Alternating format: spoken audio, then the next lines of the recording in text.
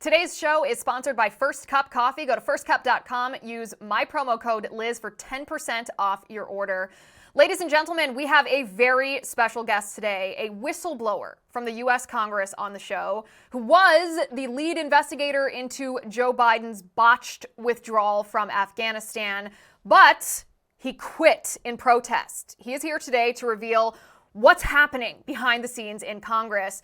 We are at the 3-year anniversary of the images that rocked the world. You remember them. Afghan citizens hanging onto the wings of U.S. aircraft. This after President Joe Biden ordered the complete withdrawal of American troops, effectively surrendering Afghanistan back to the Taliban, allowing a deadly terrorist attack that cost 13 U.S. military service members their lives. What we are going to do today on this episode, we are going to walk through a timeline of Joe Biden and Kamala Harris's botched withdrawal of Afghanistan. What we know, what Joe Biden knew, who was in Joe Biden's ear, what cast of characters influenced Biden's deadly decision, questions that must be answered, and how the U.S. Congress, including Republicans, have failed to do anything about this. A whistleblower from the Congressional Foreign Affairs Committee, the now former lead investigator, joins us today. Welcome, everybody, to The Liz Wheeler Show. It's a new season of The Liz Wheeler Show. What this show won't be: boring, old, ineffectual commentary. Go tune into Fox if you want the generic political yammering that got us into this mess. Small assumptions allow big lies.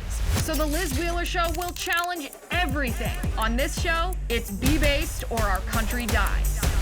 What does it mean to be based? Stay tuned.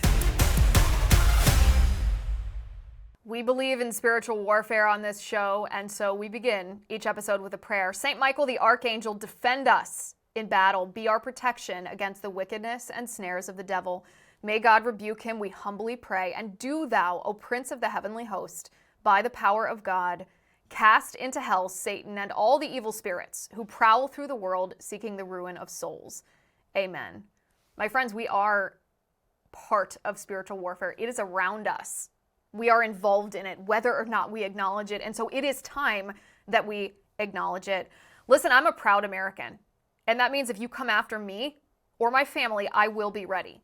That's why I rely on My Patriot Supply. Their mega 3-month emergency food kit comes jam-packed with 33 varieties of filling and delicious foods. Not only does that include creamy chicken-flavored rice, old-fashioned Italian spaghetti, and savory, cheesy broccoli soup, but you'll also get a bonus protein kit with diced beef, flavorful chicken chunks, and 3 varieties of beans, plus 9 different fruits, vegetables, and snacks.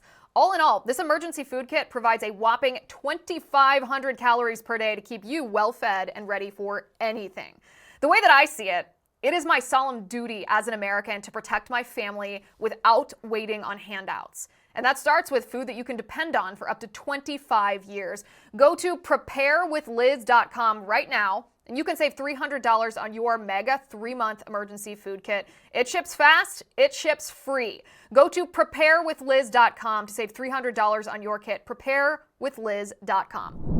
All right, here is the story of the day and the base take on it. We are going to walk through a timeline of events on this fateful, it really wasn't one day. It was an entire series of 3 months of decisions deliberately made by President Joe Biden and Kamala Harris, who, by the way, it must be noted at the onset, bragged in the summer of 2021 that she was, quote, the last person in the room with Joe Biden when the decision to completely withdraw U.S. troops from Afghanistan was made.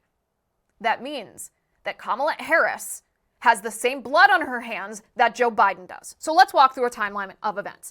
In April of 2021, President Joe Biden announces to America and to the world that he would be withdrawing all U.S. military service members from Afghanistan by a specific date. Yes, he broadcasts this to our enemies. He says by September 11th of 2021, all U.S. military service members would be withdrawn from Afghanistan. Now, September 11th of 2021, you might recognize this date. This is the 20-year anniversary of the September 11th, 2001 terror attacks. It's significant. It's symbolic. And it's absolute lunacy to broadcast this to our enemies or to make a decision based on something that simply sounds good. On the 20-year anniversary, we wave goodbye to this forever war. And yet that's what Joe Biden did. Now, Biden claimed at the time, when he made this decision, a little backstory here. There was a deal that had been negotiated during the Trump administration. It's called the Doha Agreement, that said that if the Taliban met certain standards, certain conditions, that the U.S. would withdraw from Afghanistan by May of 2021. So in April, when Joe Biden made this announcement that he would withdraw in September, he was making this announcement with criticism of the Trump administration, saying he was hamstrung by this agreement by President Trump. That, my friends, is false. Joe Biden was in no way hamstrung by President Trump. In fact, the Taliban met barely any, if any at all, of those conditions. And so no administration, whether the Trump administration or the Biden administration, were actually held to that deal. If the Taliban violated their part, the U.S. was not required to uphold our part. Pretty simple, doesn't take a rocket scientist. Apparently, it was too much for Joe Biden to understand. Now, even President Trump at the time and Secretary of State Mike Pompeo publicly stated to the Biden administration, guys, you don't have to withdraw by this date because the Taliban did not uphold their part of the bargain. This was, again, widely known. Nonetheless, Joe Biden pushed forward with his plan because he thought it would win him political points. He pushed forward, demanding no concessions from the Taliban. He just said he was going to withdraw American troops. So the withdrawal began. The surrender began, and I don't use that word lightly. On July 2nd, the United States evacuated all of our troops from Afghanistan's Bagram airfield, which, again, we must note, had been the U.S.'s largest military base in the country. We just withdrew. This forced evacuation flights to fly out of the not military-controlled, not U.S. military-controlled Kabul International Airport in the capital of Afghanistan. These are the photos that you'll remember in just a couple of days in this timeline. At the same time, throughout Afghanistan, the Taliban was seizing provinces and districts. On July 8th, just days later, Biden changed the date for the withdrawal of U.S. troops from Afghanistan. How odd. He suddenly announced that all troops would be evacuated by August 31st, abandoning that date that he had previously announced of September 11th. Biden also said, as the Taliban was seizing territory in Afghanistan, that it was not inevitable that the Taliban was going to take over Afghanistan if the U.S. withdrew. Now, if there seems to be a contradiction of reality there, that's because there is. As the Taliban is actively taking control of Afghanistan, held back only by U.S. forces, Biden says he's withdrawing U.S. forces. Obviously, the Taliban's going to take over, and yet Biden says that it's not inevitable that the Taliban would take over. Of course it was. By July 21st, the chairman of the Joint Chiefs of Staff, that's General Mark Milley, announced that half of all districts in Afghanistan were now under Taliban control. So at the beginning of August 2021, there were still roughly 650 U.S. troops left in Afghanistan. This is a number that had been reduced from the 2,500 residual troops that were there, but 650 U.S. military service members is a lot of people, and it was soon to be more. On August 12th, Joe Biden announced that 3,000 American troops would be sent back into Afghanistan to deal with the Taliban seizing territory. So now suddenly, we have more U.S. troops in Afghanistan than we had before the withdrawal began. By August 14th, the number of troops that had been sent back into Afghanistan was increased again, this time to 5,000 troops. On August 15th, the Afghan government officially fell as the president, Ashraf Ghani, fled the country. That was the day that the Taliban took Kabul. On August 16th, Joe Biden sent more American troops, an additional 1,000 boots on the ground, back into Afghanistan. This brings the total of U.S. troops in Afghanistan during the withdrawal to 7,000. That same day, Joe Biden acknowledged publicly that the situation was, quote, hard and messy. Yeah, you think? And this is when things really started getting chaotic. You will remember these photographs. For all intents and purposes, the only working airfield for American military, American citizens, or Afghan citizens that were fleeing Afghanistan because they had worked with Americans in Afghanistan was Kabul Airport. Yet Kabul Airport was not controlled by the U.S. military. Kabul Airport was not secured by the U.S. military. Kabul airport was not secured at all. You remember the images of people running, grabbing onto the wings of U.S. aircraft, military aircraft, crying, desperate to escape because they knew if they were left behind, the Taliban was taking over and their lives and their families' lives would be in danger. They would face almost certainly torture and death. Why was Bagram closed? The U.S. military air base. Why didn't we evacuate people through a U.S. military-controlled and secured airfield? We don't know the answer to that, except that Joe Biden decided otherwise. But we do know that U.S. troops were placed at Kabul airport to help with the evacuations, and this placed U.S. military service members in imminent danger. They were surrounded by tens of thousands of individuals. Who were these individuals? Some of them were Afghan citizens who wanted to escape, but some of them, infiltrated into the crowds, were terrorists. It was ripe for an attack. And that's exactly what happened. On August 26th, an Islamic terrorist, part of ISIS-K, detonated a suicide vest in the crowded, chaotic scene at Abbey Gate. This is one of the gates of the Kabul airport. Upwards of 170 Afghans died in this attack, and 13 U.S. service members, including 11 Marines, 1 Army paratrooper, and 1 Navy corpsman, were killed. 3 days later, on August 29th, the U.S. military conducted a drone attack, ostensibly eliminating those who had planned this heinous and deadly terror attack. And yet that's not who was killed. Instead, this drone attack killed 7 children, an international aid worker, and another individual with no ties to any terror group. On August 31st, the final U.S. evacuation plane left Afghanistan. Over the course of 2 weeks, 120,000 Afghan refugees and U.S. citizens were evacuated.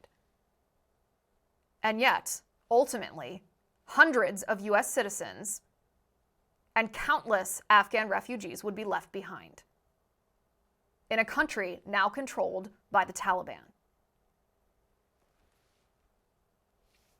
When Joe Biden made the deliberate decision to evacuate Afghanistan, to surrender the territory to the Taliban, he also left behind $7.1 billion in military equipment. This includes 316,000 weapons and the ammunition to make those weapons deadly.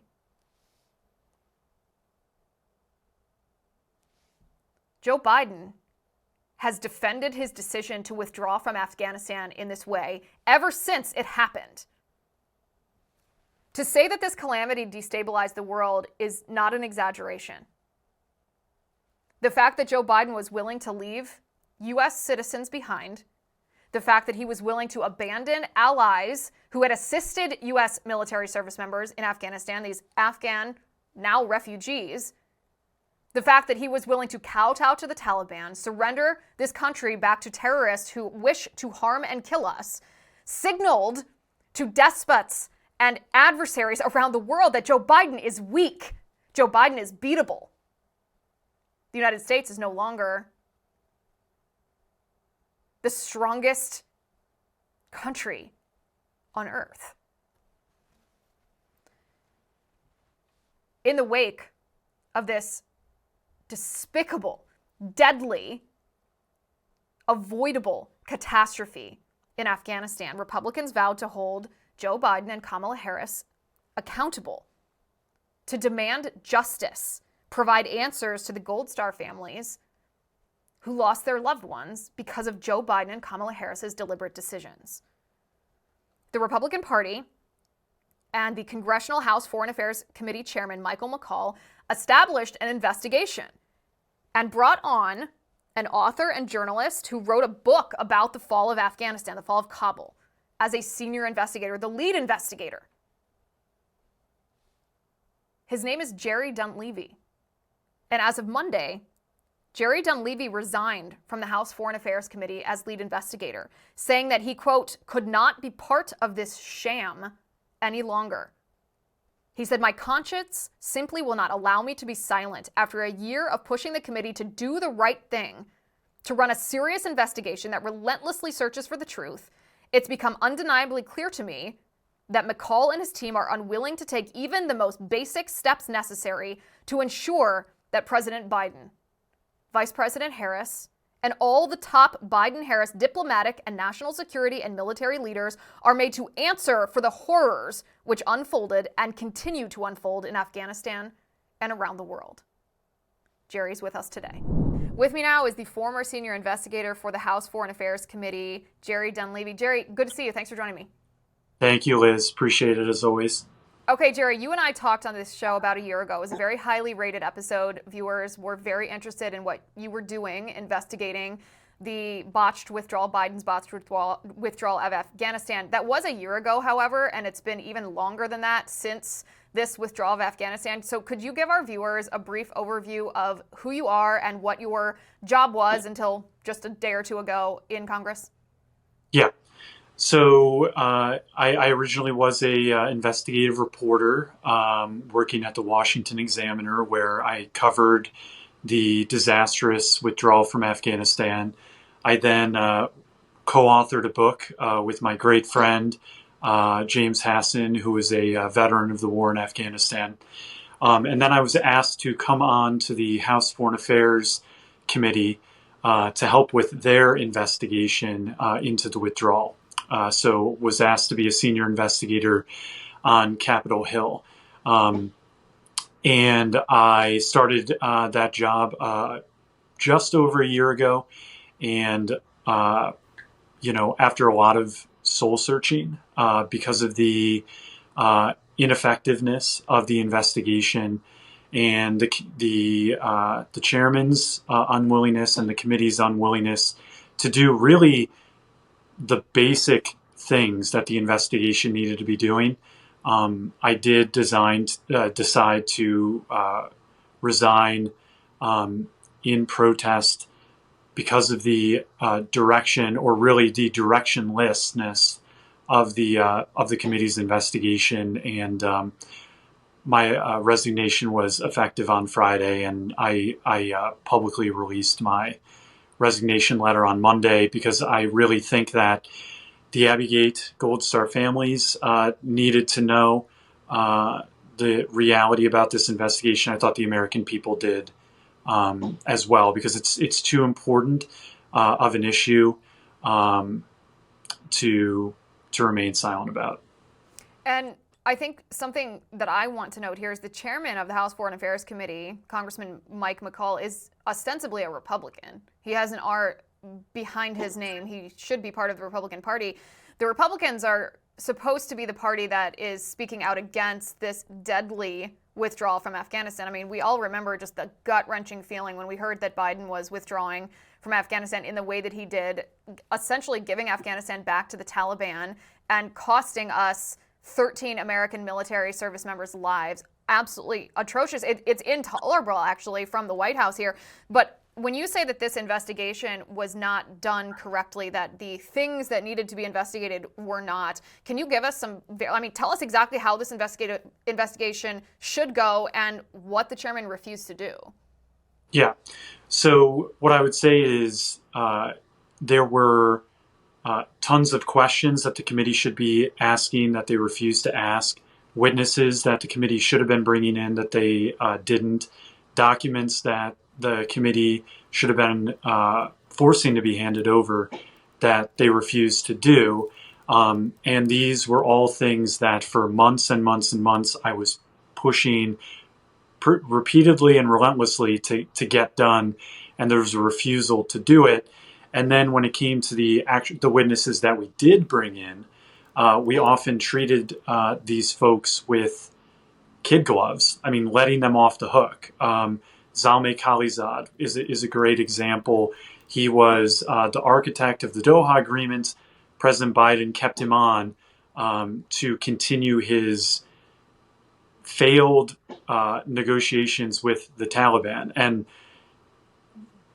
what I can say from my journalistic investigation, from writing my book, and from what I learned on the committee, Zal was a nefarious guy, and How so? Zal was our main interlocutor with the Taliban, and the deal that he agreed to was a bad deal, and he continued his disastrous negotiations with the Taliban in 2021. He refused to acknowledge and admit the true nature of the Taliban, and this is the person that the United States, first under Trump and then under Biden, when the Taliban took over, this is the guy that we were relying on to negotiate with the Taliban. So, bad guy. What was his deal, though? Was he ideologically compromised? Was he financially bribed? Was he poor skill-wise at his job? What was his deal? It's a great question, and it's part of the mystery surrounding Zal. What was motivating him to be what I would say is a pretty nefarious actor? Ultimately, it's tough to suss out exactly what was motivating Khalilzad, but what I can just say is that he's not an honest guy. He's not an honest broker, and when it came to the committee's handling of him, treated him with kid gloves. Unfortunately, what does that mean, kid gloves? Didn't ask him tough questions. The design of the hearing itself, like the title of the hearing itself, about we're bringing in Zalmay Khalilzad and then just saying how the Biden administration failed to enforce the Doha Agreement. That essentially was an effort to say, Zal is a friendly witness. The Doha deal was great, and he's just here to kind of talk about that. Whereas that was an opportunity to really nail him for what he did in 2020, and to nail the Biden administration for keeping on such a bad actor. But that's not the direction the committee went. Can you explain what the Doha Agreement is, in case anybody watching is not familiar with that? Yeah, so that was an agreement that was struck between the U.S. and the Taliban in 2020, which essentially laid out a series of things that the Taliban would agree to do and that the United States would agree to do, including the United States agreeing to withdraw if the Taliban followed through on its commitments. The Taliban, of course, followed through on none of its commitments. Under President Biden, the United States withdrew anyway. Zal, as our top negotiator with the Taliban, has just refused to be honest about the nature of the Taliban, has refused to be honest about the nature of the deal that he struck. And so when the committee brought him in, it was a problematic direction to take with him, because the sense from the chairman on down was that Zal is a friendly witness, and instead of treating him the way that he should have been treated, as a man who was extremely crucial part of why Afghanistan fell. And the way that we treated Zal with kid gloves, we also then went on to treat General Milley and General McKenzie with kid gloves as well when we brought them in. And I can talk a little bit more about that if you're interested. Yeah, please. I want to hear the details. What was asked that shouldn't have been asked, or what wasn't asked that should have been asked? Yeah. So General Milley and General McKenzie were sort of the two highest ranking military officials in 2021. Milley as the chairman of the Joint Chiefs of Staff, McKenzie as the commander of Central Command, which includes within his remit Afghanistan. So both of these guys. So let me give them a little bit of credit. Both of them did warn President Biden that withdrawing the 2,500 troops that Trump had kept in Afghanistan, both those generals warned President Biden that to rapidly withdraw all of those U.S. troops without a plan would be a bad idea. So they were right about that. But they were also wrong about very significant things. General Milley testified in the summer of 2021 about how many districts the Taliban was in control of at that time. And he demonstrated in his congressional testimony that he was not on top of things. The Taliban's advances were way beyond what he told Congress. So he didn't understand the state of play on the ground. He also greatly Was that misled ignorance or was that deliberately misleading Congress? It's an incredible question. I honestly think that it was probably ignorance. I think that the chairman of the Joint Chiefs of Staff just didn't know what the state of play was. He was oblivious to the facts on the ground, and that's a big problem because the Taliban was advancing rapidly across Afghanistan. And yes, the White House screwed up the most, and this is on President Biden. The State Department performed horrifically at every step of the way. But when the chairman of the Joint Chiefs of Staff doesn't know what the state of play is, doesn't understand the rapidness of the Taliban advances, that's a problem. On top of that, Milley greatly inflated the size of the Afghan military in the summer of 2021, saying that the Afghan military and police forces were 325 or 350,000 strong. Everybody knew that was never true. It was never even close to being true, but it was especially not true in the summer of 2021 when the Afghan military had lost its U.S. support, its U.S. logistics, was under assault from the Taliban, and the military and police were rapidly falling apart. So I say all of that about General Milley to say that while he was right to tell Biden, don't withdraw 2,500 U.S. troops, he, as an important military commander, did not understand the reality of the Taliban and our Afghan military allies. So General McKenzie. Well, giving the president information that's poor about the security state of Afghanistan or the strength of the Taliban is almost the same thing as saying go ahead and withdraw, because if you exaggerate the situation in the favor of, oh, it would be fine if we did withdraw, that then it's the same thing as saying go ahead, even if he technically said don't, if that makes sense. Yeah. Let me ask you this. So you're talking about these different people, Milley and McKenzie and Khalilzad, being treated with kid gloves. These are some of the witnesses that were called before the committee. Were there witnesses that were not called before the committee that should have been? Yeah, absolutely. And let me just put a fine point on the Milley-McKenzie hearing, kind of how to give you a sense of this kid gloves thing that I'm saying. So originally the hearing title, and this is just a great little anecdote, the hearing title was something to the effect of, originally when it was announced, a strategic failure, America's generals and the Taliban takeover. It was something to that effect. General Milley complained to Chairman McCall, hey, this hearing title makes it seem like I might be partly to blame with what happened. Like, you need to change it.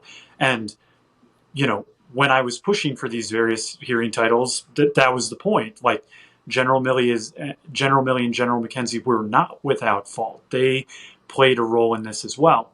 But General Milley complained to Chairman McCall that it seemed like he was getting blamed a little bit. And so Chairman McCall agreed to completely change the hearing name to something like, examining the Biden administration's failures, America's generals testify, right? It was something to that effect, right? So that gives you a sense of just, if the way that you approach a hearing with important figures that you're trying to hold accountable and get answers out of, it's all about the approach to start with. And if your approach is signaling to them that you're letting them off the hook and signaling to all of the other members of the committee that let's go easy on these guys, it's no wonder if it's not a productive hearing, if you don't get what you need. So, well, what's McCall's deal? We'll get to the witnesses that he should have talked to in a second, but what's his deal? Why is he so soft on these people? He's the chair of the Foreign Affairs Committee. He should be a hawk on this stuff. Again, is it ideology? Is it weakness? Is it money? Is it him wanting power? Like, what's his deal? Yeah. So my strong sense in conversations with senior staff and even with the chairman is that sort of a decision was made within the committee that this wasn't really the military's fault. The military's not to blame. And so, here's how I look at it. The U.S. service members on the ground, those Marines, those soldiers, when they got sent in during the evacuation, what they did in that deadly and chaotic and horrific situation with the U.S. relying on the Taliban to provide security against ISIS-K. They performed acts of heroism that, I mean, I could go on and on about. These were incredibly brave and effective guys, and there's no other military in the world that could have pulled off what those boots on the ground did. But the military commanders, the military brass, the generals, they did not do what they needed to do to set our service members up for success. And so that's the delineation that I would always try to make, that I made in the book that I co-authored, and that I always try to make on the committee, is that, look, when we're talking about the military needing to be held accountable, we're talking about the military brass and the generals need to be held accountable for the mistakes that they made, just like we need to hold the State Department accountable for their failures, the intelligence community accountable for their failures, and ultimately President Biden, supported by Vice President Harris, they're the ones that made this decision, and they need to be held accountable as well. But you can't let military commanders and generals off the hook, because, look, we lost a 20-year war, and we're in an era of great power competition now. The next war that we get in is probably going to be against a very significant and serious adversary, and there were unnecessary Gold Star families created because of the way that this withdrawal and evacuation happened, those Abbey Gold Star families. And what I worry about is, I think that we have failed to properly get answers for them and accountability for them. But I also worry that the next war, if we don't learn our lessons, if we don't hold everyone accountable, from the president to the diplomats to the generals, if we don't hold all of them accountable, the next war that we fight, I fear that there's going to be more unnecessary Gold Star families. And so that was my motivation this whole time on the committee, trying to get them to understand why this is such a big deal and why it's so important to hold everybody accountable and not let some people off the hook. It's not just politics. It's not just policy. This is people's lives we're talking about, lives lost, right, and the lives of their family members. Well, you mentioned that General Milley and General McKenzie advised President Biden not to withdraw the 2,500 American troops that were on the ground in Afghanistan. Biden and Harris did so anyway. Do we know who was in Biden and Harris's ear telling them to withdraw? Yeah. Well, what I will say is that this was a decision made by President Biden. I think that the evidence is very clear that President Biden's not mentally fit to be president. That's been clear for a long time. But on this issue of Afghanistan and the withdrawal from Afghanistan, this is a decision that he really did make. It's something that he's wanted to do. He wanted to make his mark on the war in Afghanistan. He picked the 20th anniversary of 9/11 for our full withdrawal, which of course meant that on the 20th anniversary of 9/11, the Taliban, those who harbored Al-Qaeda and continue to harbor Al-Qaeda to this day, the Taliban was back in charge in Afghanistan. So ultimately, this was a decision made by President Biden. Vice President Harris was very proud to brag at the time, in April 2021, when President Biden made his announcement.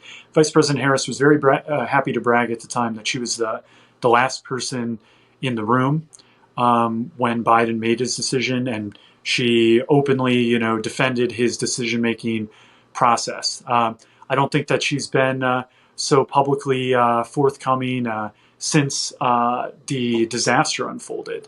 But President Biden and the people around him supported him in this decision, and so it's ultimately on them as well. It's an undercover important topic for the election, I think. People forget how the sort of gut reaction, the visceral reaction that we all had, and that horrendous day when we lost all of our fellow Americans over there, and that Biden did this purely to win political points, and that it was Biden surrendering Afghanistan after this 20-year war. So go back to the witnesses for a second, and maybe Yeah. this is related to the ISIS-K attack at Abbey Gate. You said that there are leads that were not run down. Does this are you implying that there were intelligence failures that had we properly had the intelligence community properly communicated with military brass, we could have avoided this and avoided the deaths? Or can you explain this more? Well, here's what I know. And these are things that were uncovered in our book, and then more evidence has arisen related to them because of it, because of what we found in our book. So, what we found in our book is that the U.S. intelligence community knew that ISIS-K was staging in a hotel 2 to 3 kilometers away from Kabul airport during the evacuation in August 2021. The U.S. military asked the Taliban to raid that location, and the Taliban refused to do that. So that is something that we found in our book. What has come out since then, General McKenzie has now admitted that actually it wasn't just one instance of the Taliban refusing to search or raid an ISIS-K location for us during the evacuation, but it actually happened a bunch of times. Okay? So this is the group that the U.S. was relying upon because of a series of bad decisions from President Biden to General McKenzie. The Taliban is now in Kabul. We're relying on the Taliban to provide security for us outside the airport, and the Taliban is refusing to help us with the ISIS-K threat against the airport. Now, mind you, the Taliban had just freed thousands of prisoners from Bagram Air Base, which we had abandoned just a few weeks prior, and one of those prisoners was an ISIS-K terrorist who went on to carry out the bombing at Abbey Gate. So that is a big deal. There are a number of witnesses that we could have brought in who were military commanders who, during the evacuation, were in direct communication with the Taliban. We're talking with the Taliban every day, and we're the ones that were asking the Taliban, hey, we think that ISIS-K is over here. Hey, can you do this? Hey, can you do that? And sometimes the Taliban would tell the U.S. military to go pound sand. And we know how that worked out with one of the ISIS-K terrorists blowing himself up at Abbey Gate. So General Donahue, General Farrell Sullivan, Rear Admiral Peter Vaisley, these are folks that I've been pushing for essentially since I joined the committee last year, for the committee to bring in for transcribed interviews so we can talk to these guys for 8-10 hours and ask them everything that they know about what it was like at the evacuation, what the reality was of the Taliban, what the Taliban was doing, the Taliban beating Americans, beating and killing our Afghan allies, and refusing to properly help us against ISIS-K. The committee, despite making public pronouncements, including public pronouncements from Chairman McCall, that he would bring these guys in for questioning, it never happened. Do you have any idea why? We never brought them in. You know, the excuse is that the House Armed Services Committee, which is another Republican-led committee, and technically should be the ones that are handling the military side of things, the House Armed Services Committee has done essentially nothing related to investigating the withdrawal from Afghanistan. And so whenever the House Foreign Affairs Committee decided that it didn't want to go down a certain path related to the military, the excuse would be, well, this kind of falls in the House Armed Services Committee's jurisdiction. But when we did want to bring people in, like we wanted to bring in General Milley and General McKenzie and treat them with kid gloves, well, they're military commanders. We were happy to bring them in. So this jurisdiction question, it's kind of insider baseball, but this jurisdiction thing is used as an excuse when the committee that I worked for didn't want to do something, didn't want to ask the tough questions, didn't want to go down certain investigative avenues. And so the reality is that these guys were never brought in. My final week or so on the committee, after I'd already made it clear that I was going to be resigning, and I'd already put in my 2 weeks, at that point, I was suddenly asked, oh, hey, can you put together like every question that you think that Donahue, Sullivan, and Vaisley should be asked?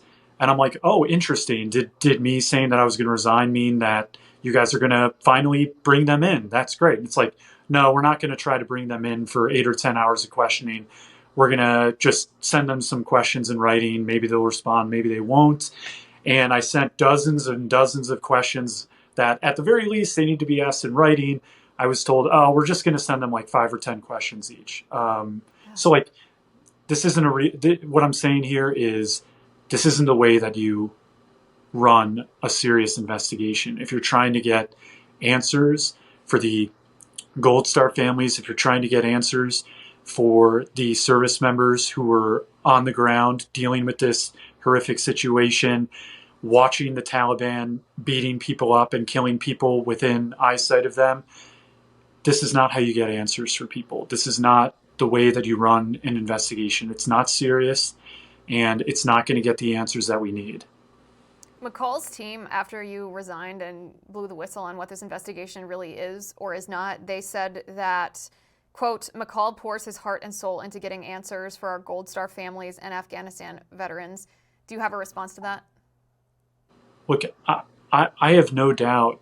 I mean, there's no denying that Chairman McCall, in terms of what he's said on this issue, has consistently been very strong. And, you know, it's not nothing that he's out there saying the right thing. It's not nothing, but it's certainly not enough when you're the chairman of a committee with a gavel, with subpoena power. And look, there are certain questions that we just haven't asked. There are these witnesses that we haven't brought in to question. And so I would say I don't really need someone to pouring your heart and soul into it is great. That's amazing if you're able to pour your entire heart and soul into something. I'm asking for actually something much more basic. Just bring in bring in the witnesses that we need to talk to. Just ask the tough questions. That takes a lot less than pouring your entire heart and soul into something. Just like what I'm asking for and what I've been asking for has really just been the basics. Because I could go on and on and on about all of the other things that the investigation should have been doing. Right here, and what I talked about in my resignation letter, is the basics. We're not doing the basics. And this was a very unique opportunity where Republicans are in control, where Republicans have the gavel, where we we've got an election coming up where it's going to be at least something of a referendum on what happened in Afghanistan in 2021. And this is our chance to get answers and accountability. And that opportunity was largely squandered. Right. From where I stand, actions speak louder than words anyway. Words are empty if they don't match your behavior. And it doesn't seem to me like Chairman McCall's behavior is matching the feelings that he expresses. I don't actually care about his feelings, as nice as that would be if those feelings were helping motivate his actions. They don't seem to be. I don't know. Maybe this is neither here nor there. Maybe it's important. But I always wonder when you have these Republicans who say the right thing, why their actions don't match. Like, is he corrupted by money? Is he just a coward that can't stand being pushed back? Does he just want his cushy seat in Congress and he just doesn't want to really do hard work or say controversial things because he just enjoys going to the congressional gym and that's what he wants to keep? Like, what is the deal with these people? I think that there's definitely some of that when it comes to Chairman McCall, for sure. I think that he's certainly friendly with General Milley, and he was at least at one point friendly with Zalmay Khalilzad as well. I don't know if I could characterize those relationships as friendships, but I think he's certainly friendly with them, and that probably colors some of this. But the thing that I mentioned, friends with them. Yeah, but the thing I mentioned in the interview, I think is the bigger motivating factor, is that just a decision was made in the committee that they really just don't really want to hold the military accountable. But they want to say, what does that mean? When you say a decision was made in the committee, like somebody presented the idea, somebody okayed it, other people were like, where did that come from? It didn't just autonomously come to life. Yeah, I mean, it's Chairman McCall on down, right? I mean, he just really doesn't want to say that the military brass are, if not, okay, I wouldn't say that the military screwed up as badly as the State Department, for instance, but it was close. Like, just because the military did slightly less bad than the State Department doesn't mean that the military didn't screw this up too. And that has kind of been what I've been telling them. Is McCall former military himself? He's not. No, he's not. No. Yeah. It's look, I would say that former military guys are oftentimes the ones who understand this dichotomy, this division between the military brass making terrible decisions, but the boots on the ground acting heroically. I think it's oftentimes Republicans who aren't veterans and don't understand that dynamic, who are kind of the ones that can often be hesitant about really holding generals accountable and really going after that. They don't understand the structure. They don't understand that generals don't do any of the work. Right. Behind a desk. They're just political appointees, really. So I confess I'm extremely interested in this other guy, this Khalilzad, Zalmay Khalilzad. Maybe I'm pronouncing his name incorrectly. Is he like a plant? Is he like sympathetic to the Taliban? Like, who the heck is this guy? I mean, if you ask a lot of the former members of the Afghan government and former Afghan military who had to deal with them,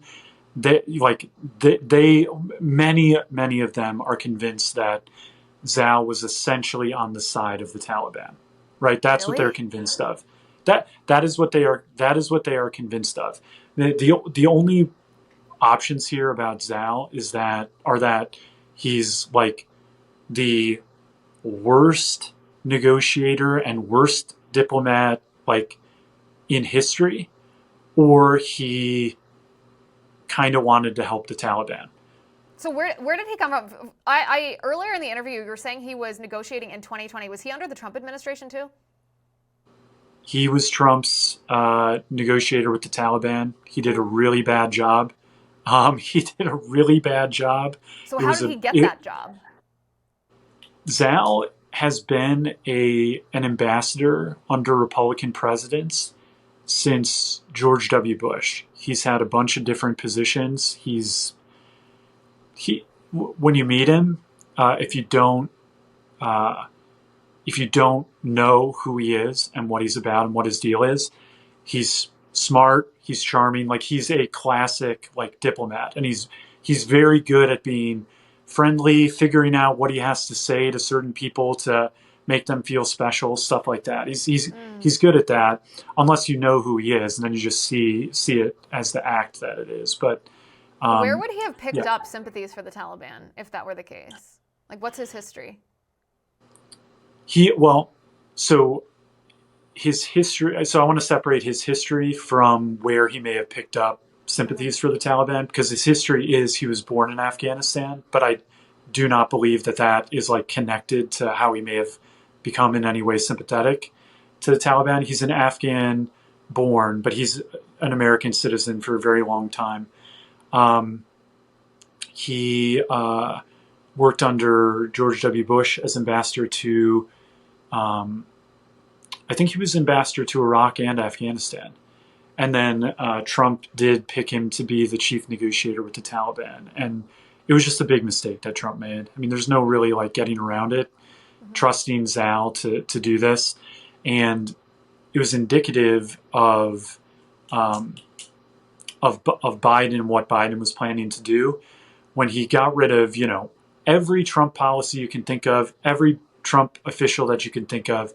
But he kept on, like one of the very, very, very, very, very few people from, held over from the Trump administration was like maybe the worst person that Trump put in charge of anything, which is Zal. And so that's kind of what my frustration with the way that we handled him was. So separating his history from where he picked up sympathies, like where do you think he picked up sympathies? I think that he really wanted to be the guy who solved Afghanistan. And I think that the way that he saw solving Afghanistan was to just jam the Afghan government and somehow maybe get to a solution where the Taliban is kind of in charge, but it's a mixed government with some former Afghan government people in there. And then Zal gets remembered as the guy who solved Afghanistan. And the way that he kind of tried to solve Afghanistan through diplomacy was by trying to, sort of empowering the Taliban and trying to get the Afghan government to essentially agree to dissolve itself, agree to kind of a joint government with the Taliban, probably with the Taliban mostly in charge. And then Zal can be the guy who solved Afghanistan, if you want to call that solving it. I think so it's that like the same thing as every other politician. It's egotism and idolatry over morality. Yeah, I think that was a big thing. I think that was a big thing with Zal for sure. And he wanted to be like, remembered as like a Kissinger type diplomat, like someone who really made like a big difference and made his mark.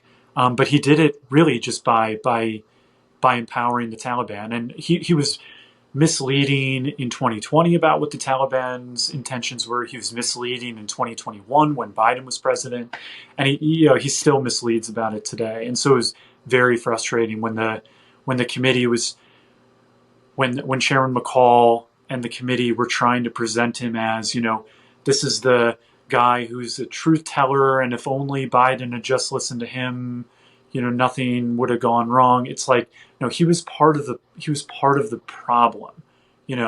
There's this cast of characters who all enabled various aspects of Biden's terrible policies in Afghanistan, and Zal was absolutely one of them.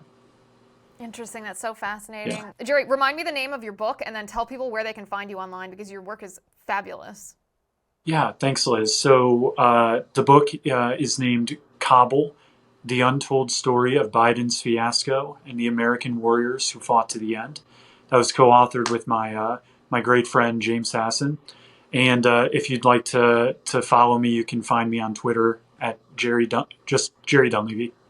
Jerry Dunn. Oh, nice handle. Nice handle. Aren't you lucky if you get that handle? Thanks for coming on today. I really appreciate it. We'll have you on again. Thanks, Liz. I really appreciate it.